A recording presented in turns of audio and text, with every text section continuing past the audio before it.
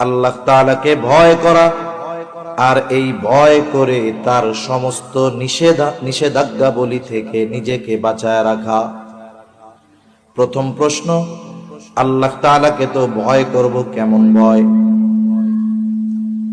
মানুষ সাধারণত অপর কোনো ব্যক্তিকে হয়তো দুইটা কারণে ভয় করে। সাধারণত কয় কারণ?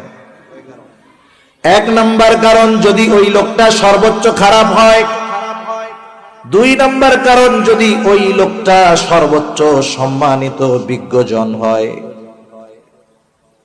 একজনকে ভয় করার কারণ বলে ওর মতো খারাপ আর কেউ নাই, এই জন্য ওরে আমরা ভয় পাই। বলে ধামতি কামিল মাদ্রাসার প্রিন্সিপালকে ভয় পাও কেন? বলে উনি একজন বুজুর্গ আলেম, এই জন্য ভয় পাই। বলেন তো, যদিও দুই ক্ষেত্রেই ভয় শব্দটা ব্যবহার হয়েছে, কিন্তু এই দুইটা ভয়ের মধ্যে তফাৎ আছে না? না, একজনকে ভয় পাওয়ার কারণ ওনার মর্যাদা, শান, মান, এই ভয়ের মধ্যে শ্রদ্ধা থাকে, মহব্বত থাকে, ভালোবাসা থাকে। বান্দা আল্লাহ তাআলাকে এইভাবে ভয় করবে আল্লাহর আজমতকে খেয়াল করে।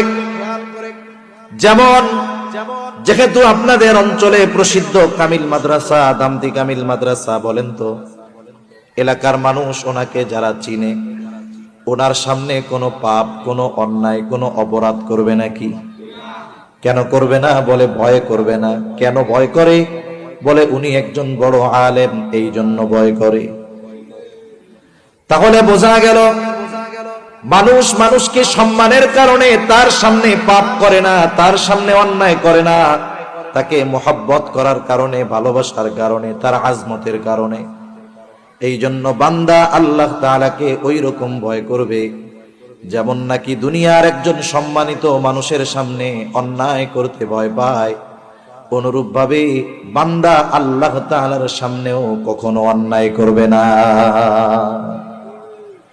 কিন্তু ধামতি কামিল মাদ্রাসার প্রিন্সিপাল যিনি, উনি দেখবেন কতটুক? বলে সামনে ওনার নজর যতটুকুর মধ্যে থাকবে, অনেক দূরে তিনি দেখবেন না, আশেপাশে দেখবেন না, পেছনে দেখবেন না, উপরে দেখবেন না, নিচে দেখবেন না। বলে চোখ যেদিকে আছে একেবারে দৃষ্টিসীমার শেষ পর্যন্ত দেখবেন না, নির্দিষ্ট একটা এরিয়ার মধ্যে ওনার নজর কাজ করবে। কিন্তু বলেন তো আল্লাহ তাআলা তো আমাকে, আপনাকে, আমাদেরকে দেখে। আল্লাহ তাআলা তিনি আমাদেরকে কেমন ভাবে দেখে? বলে গোটা সৃষ্টি জগতের যেখানেই আমি আপনি যাই না কেন, যেখানেই আমি আপনি থাকি না কেন, সব